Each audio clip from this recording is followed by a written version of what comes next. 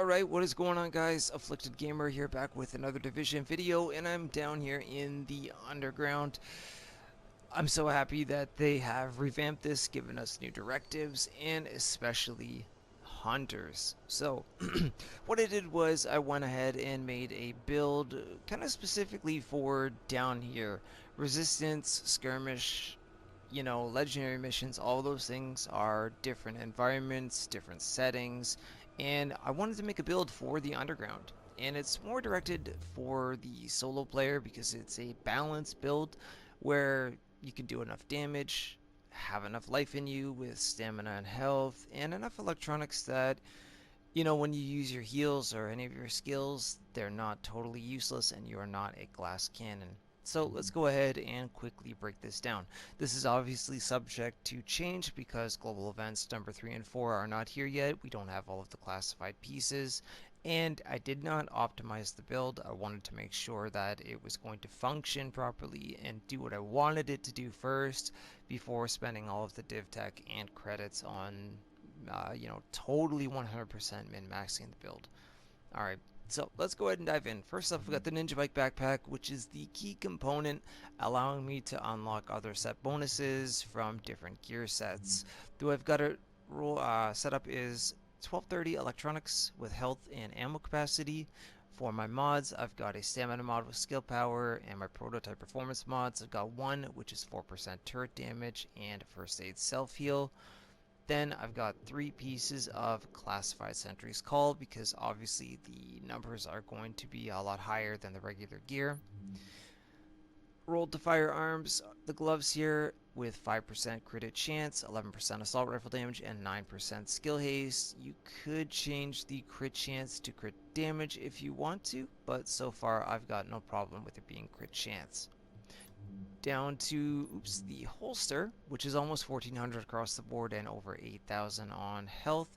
And my prototype performance mod is once again first aid self-heal.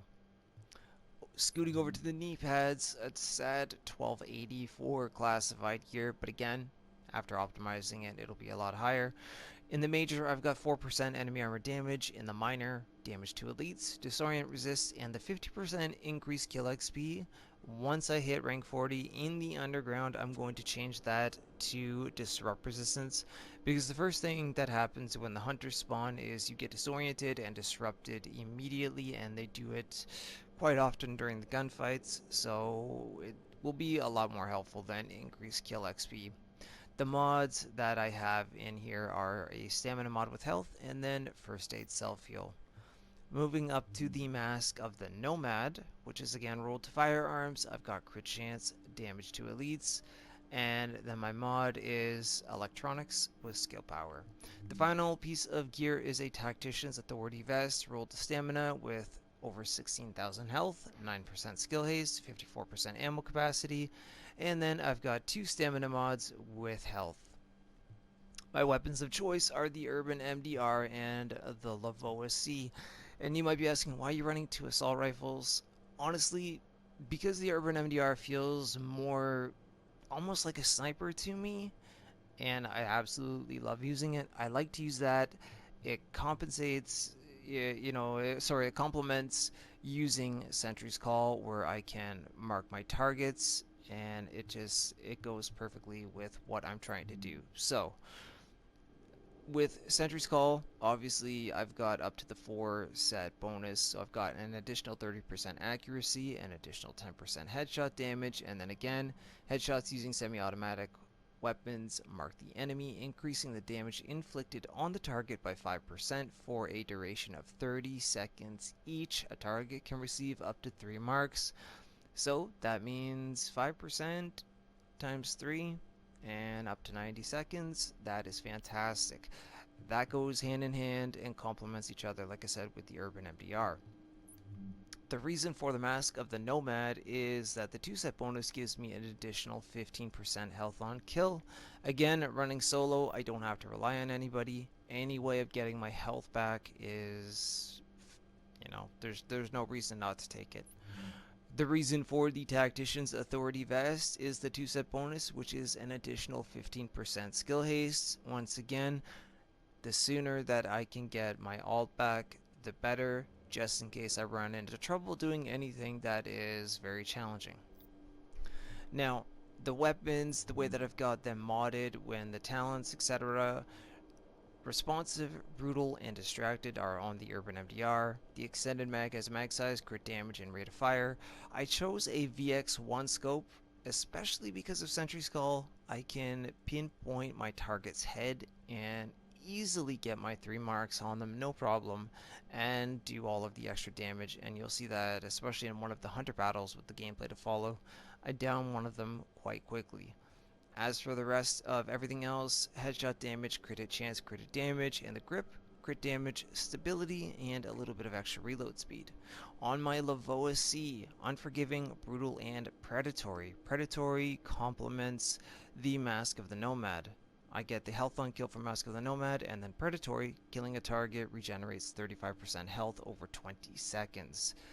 You can't pass that up if you're running solo and again trying to do something challenging. So the way that the gun is modded, I've got mag size, crit damage, rate of fire. I've got a rugged mini reflex sight on this because I'm not going to be zooming in like I am with the MDR. Again, crit chance, headshot damage, crit hit damage. Same thing with the Omega rifle suppressor and the small grip, crit damage, reload speed, and a little bit of extra range with the optimal range on it. So the sidearm, it doesn't really matter. It's a 93R. You can use whatever you want. Now in terms of my abilities and talents, I'm using Overdose, Recovery Link, and I'm using a turret with active sensor. As for the talents, I've got Critical Save, Strike Back, and then again to compensate, I always want to say compensate, complement the build, Precision, headshot a hostile to pulse them for 10 seconds. So I'm doing that already with using the Urban MDR. Follow that up with Stopping Power, suppress a hostile to increase headshot damage by 25% for 10 seconds. Stack that with the set bonuses from Sentry, and you will down your targets quite quickly as long as you are accurate with your weapon. So, there you have it, guys. That is how I have the build set up, the reasons why. Now let's go ahead and get into the gameplay. Okay, so here we are down in the underground, and as you can see, the first thing that happens is I get disrupted by the hunters. Obviously, they come out of absolutely nowhere, and that is the first indication that they are here. Now, the only thing that is different is you may notice I don't have my VX1 scope on in this video, but you know what, the rest of everything else is exactly the same. You see right there, I've marked the hunter, few shots, down he goes, no problem whatsoever. Now with the second hunter, I played it a little bit more carefully just in case, because they are extremely fast. They can heal themselves a lot quicker than we can and a lot more often than we can. And this portion of the battle right here, you know, if I would have had the VX1 scope on, I would have been able to zoom in, and after marking him, he would have went down a lot quicker than what he does. You know, I even threw my turret out at him just to see if he was going to hack it, if he was going to rush me, you know, any of the things that the hunters do. And what I found, you know, in the PTS is they did like to rush quite a bit down here. But yeah, so you know, like I said, with the talents that I have on and getting my shots off in the head, it kind of stuns them for those few seconds, and those few seconds can make or break the fight. It can be the moment of the deciding factor of whether you win or lose the gunfight. And like I said, with this one right here, it could have been a lot quicker than what it was if I had the VX1 scope on, and I would have been able to zoom in. People may want to choose a 3x4, which is still good enough. You could still mark your targets, you could still zoom in a little bit, you know, but it's just personal preference to have that VX1 scope on. But anyways, guys, there you have it. There is the build in action down here in the underground. Obviously, I could show you more gameplay, but it would just be more of the same. I'm sure you guys get the point, understand why I put things together the way that I did, and I hope that you enjoyed the video. So if so, go ahead and drop a like on it. It's much appreciated. And if you're new to the channel, hopefully you'll consider subscribing for more Division content, because we have a lot more to do here in 1.8. Please leave your thoughts and comments down below. Don't forget you can follow me on Twitter at Afflicted Gamer, and the stream times for me to be live here on YouTube will be at the end of the video. As always, guys, enjoy your day, enjoy the rest of 1.8, and I will see you very soon in the next one.